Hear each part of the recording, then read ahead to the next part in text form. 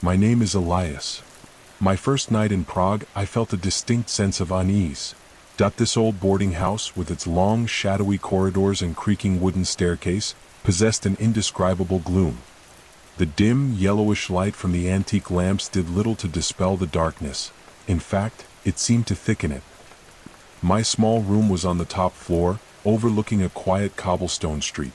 But the silence there held a feeling of isolation, as if I had been cut off from the outside world.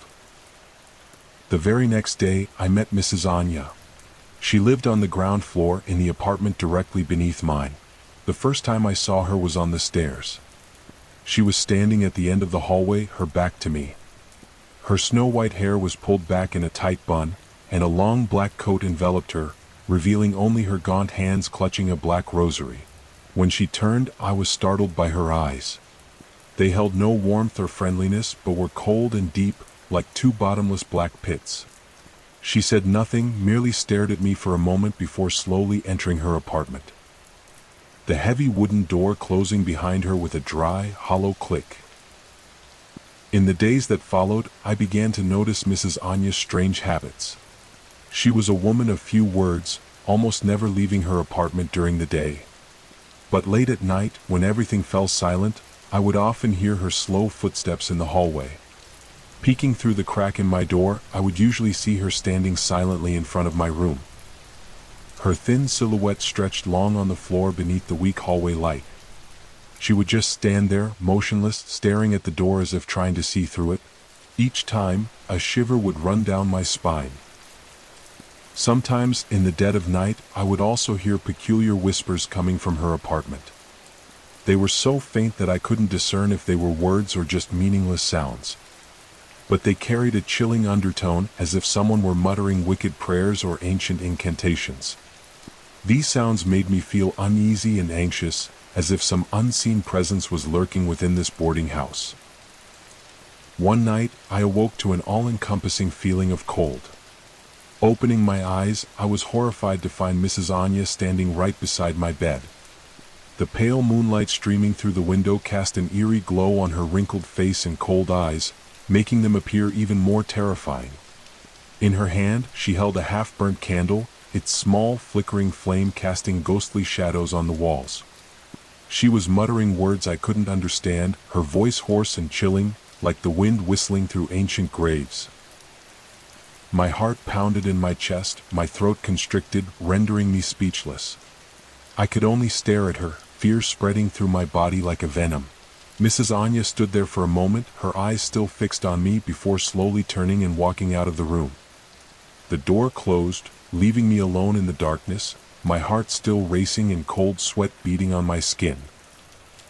After that night, the fear of Mrs. Anya haunted my every waking moment. I couldn't sleep soundly, always feeling like someone was watching me.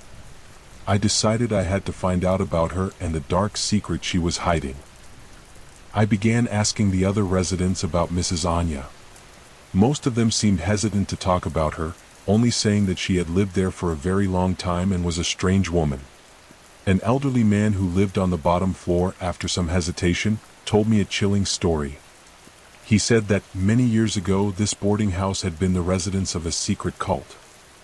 This cult worshipped an evil entity and often performed dark rituals in the building's basement. He had even heard that Mrs. Anya might be the last remaining member of that cult. The neighbor's words sent a shiver down my spine. I began to recall Mrs. Anya's strange actions, the peculiar whispers, and the night she stood by my bed with the half-burnt candle. It all seemed to fit together, forming a terrifying picture. One evening, I decided to sneak down to the basement to investigate. The stairs leading down were dark and damp, the air cold and carrying an unpleasant musty odor. The weak beam of my flashlight was barely enough to illuminate a small area in front of me. I walked along the narrow hallway flanked by small, pitch-black rooms. Suddenly, I heard a faint sound coming from a room at the end of the hall. My heart beat faster as I slowly approached the door. It was slightly ajar, just enough for me to peek inside. The flickering candlelight revealed strange drawings on the walls, symbols I had never seen before. In the center of the room, Mrs. Anya stood before a small altar, upon which lay an ancient book and several other peculiar objects. She was muttering incantations in an old language I didn't understand. I realized with horror that the whispers I heard every night were these very incantations. Mrs. Anya was indeed a member of the secret cult, and she was likely performing evil rituals right beneath my feet. Just as I was about to turn and flee, the door behind me suddenly slammed shut. I whirled around, startled, and saw Mrs. Anya standing there, her eyes glowing eerily in the darkness. In her hand, she held a gleaming dagger, its sharp blade reflecting the candlelight. "You have seen what you should not have seen," Mrs. Anya said, her voice hoarse and cold. "Now you must pay the price." I tried to run, but Mrs. Anya lunged at me with terrifying speed. I screamed in desperation, the sound echoing in the damp darkness of the basement. Then, everything faded into darkness and silence. No one ever saw me after that night. My room remained locked, and the other residents only remembered a quiet Canadian exchange student who had mysteriously disappeared.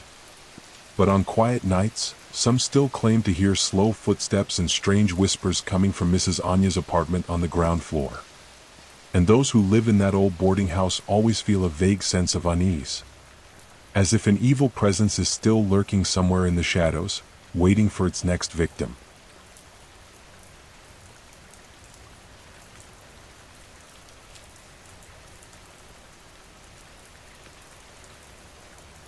This isn't really my story, it's the story of a friend, someone I met during my time living in Berlin. His name was Liam, an American software engineer who came to Germany for work.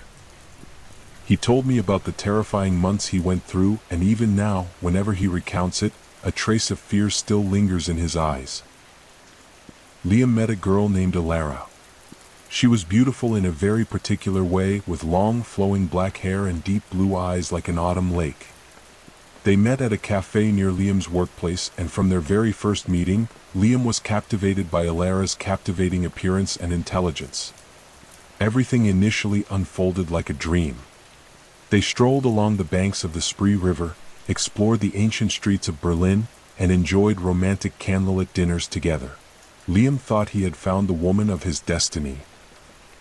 But gradually, Liam began to notice subtle changes in Alara. At first, it was just casual questions about the friends he met at work or frequent texts asking about his whereabouts after work. Little by little, that concern morphed into control.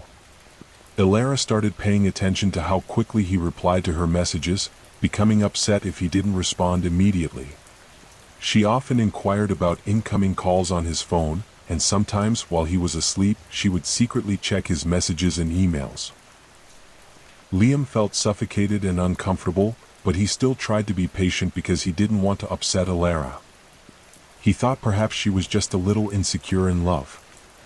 But things crossed the line one evening when, after a minor argument about Liam going for drinks with colleagues after work, Alara became unusually angry.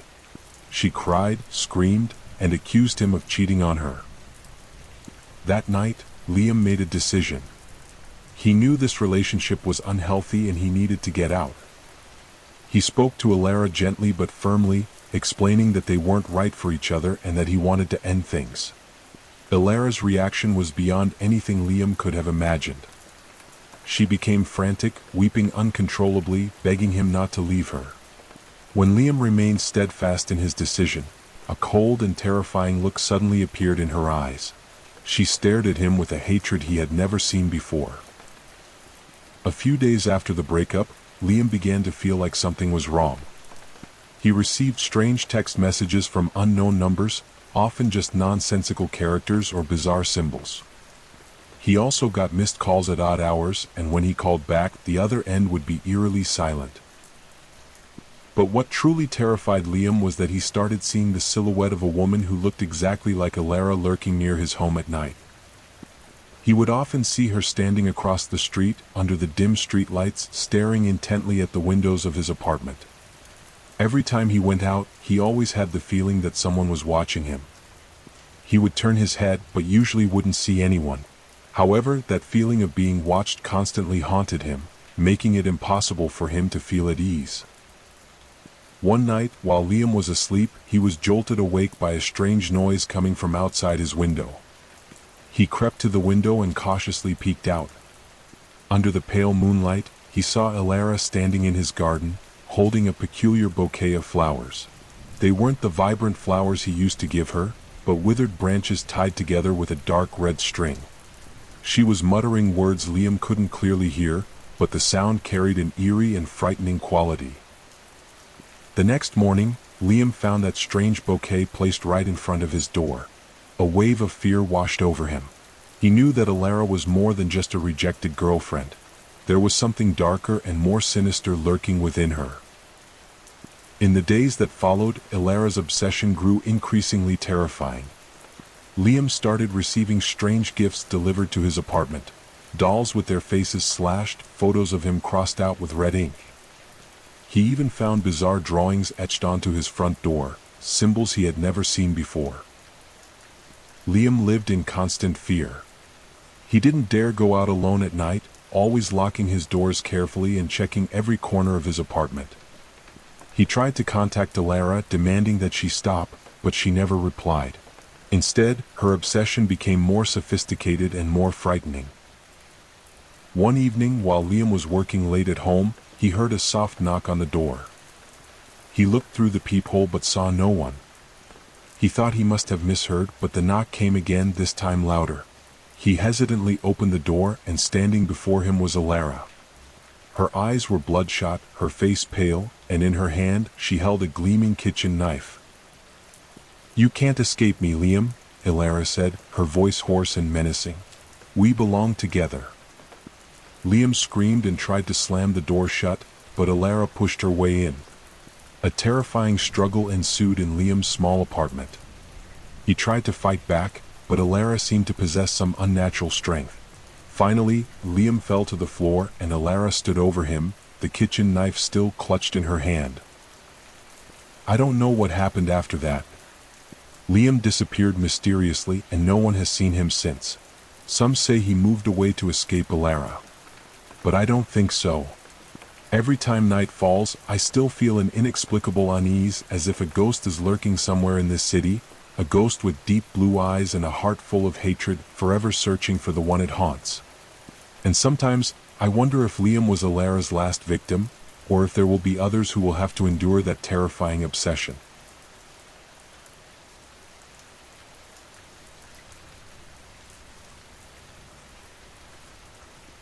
When I moved to my new place, a small farmhouse nestled amongst the rolling green hills of Tuscany, I thought I had finally found the peace a writer like myself so desperately craved.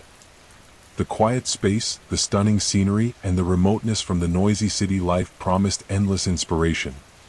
My house, though old, still possessed a charming antique beauty. But what drew my attention even more was the ancient villa standing right next door. That villa was massive and gloomy, with moss-covered stone walls and tall, narrow windows that looked like deep, black eyes.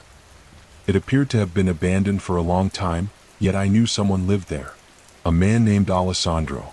I rarely saw him. Occasionally, on misty early mornings, I would catch a fleeting glimpse of his tall, thin figure gliding through the ancient trees in the overgrown garden.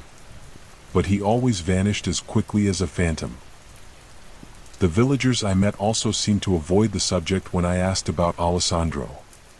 They would merely shrug, shake their heads, and say he was a strange man who lived in isolation and didn't like to interact with anyone. The mystery surrounding Alessandro only fueled my curiosity. During my first few nights at the farmhouse, I slept soundly, immersed in the absolute tranquility of the countryside. But then I began to be awakened by strange sounds coming from the neighboring villa. At first, they were just faint groans as if someone was in pain. But gradually they became clearer and more terrifying, the sound of chains dragging across stone floors, the low rumble of an engine echoing from somewhere deep within the villa. These sounds filled me with unease and sent shivers down my spine. One night, curiosity overcame my fear. When the strange sounds started again, I decided to sneak over to Alessandro's property to investigate. Darkness enveloped everything, with only the pale moonlight casting eerie shadows on the ground. I crept along the old stone fence, my heart pounding in my chest. As I approached the villa, I felt a cold and terrifying presence engulf the area. The air became thick and heavy, as if an invisible pressure was weighing down on me. I cautiously approached a ground floor window where a faint light flickered. I pressed myself against the cold stone wall and slowly peered through the crack in the shutters. Inside, I saw nothing but dense darkness. But I could clearly hear the chilling sounds, the painful groans, the dragging of chains, and another peculiar sound, like the whispering of many voices at once, yet unintelligible. Suddenly, an icy gust of wind swept through, carrying a foul metallic odor, like fresh blood mixed with damp, moldy earth. I shuddered, feeling a primal terror surge within me. I knew something terrible was happening inside that villa. In the nights that followed, I couldn't sleep at all. The strange sounds continued, and the fear grew stronger within me. I began to research the history of the village and the old villa. What I discovered was even more terrifying than I had imagined. That villa, according to the tales of the older villagers, had once been the residence of a wealthy and powerful noble family. But that family had mysteriously disappeared centuries ago, and it was rumored that they had been involved in forbidden rituals and the worship of evil forces. Many believed that the villa was cursed and that demonic spirits still haunted the place. I began to suspect that Alessandro was connected to those dark secrets. Perhaps he wasn't just a mysterious man, but someone who was still carrying out evil rituals in the ancient villa. One night, when the chilling sounds started again, I decided I had to find out the truth. I grabbed a flashlight and sneaked over to Alessandro's property. This time, I wasn't just going to peek through the window, I decided to break inside. The main door wasn't locked, it creaked open when I pushed it gently. Inside, thick darkness enveloped everything. The pungent, metallic odor assaulted my nostrils, almost making me gag. I turned on my flashlight and shone it around. The interior of the villa was dilapidated and covered in dust, but there were still remnants of its former wealth and grandeur.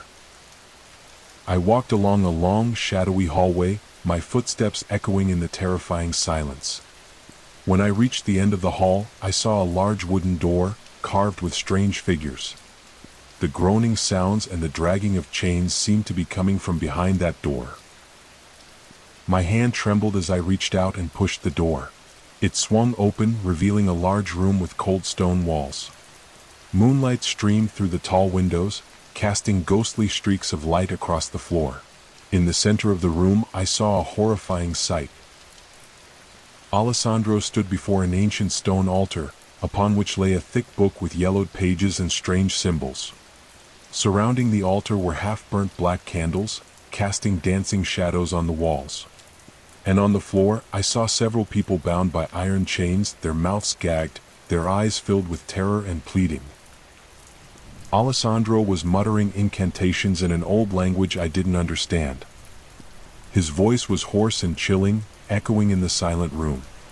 I realized with horror that I was witnessing a dark ritual, an evil worship I had never dared to dream of. Suddenly, Alessandro turned his head, his eyes glowing eerily in the darkness. He saw me standing in the doorway, and a sinister smile spread across his pale face. "You have come," Alessandro said, his voice raspy. "I have been waiting for you." I knew I had made a terrible mistake. I tried to run, but Alessandro lunged at me with terrifying speed. I screamed in desperation, the sound echoing in the quiet night of Tuscany. And then, everything faded into darkness. No one ever saw Lena after that night. Her small cottage remained silent amongst the green hills, and the ancient villa next door retained its gloomy and mysterious air. But the villagers still tell each other chilling stories about the strange sounds that emanate from the villa at night. And they believe that terrifying secrets are still hidden deep within those cold stone walls, waiting for their next victims.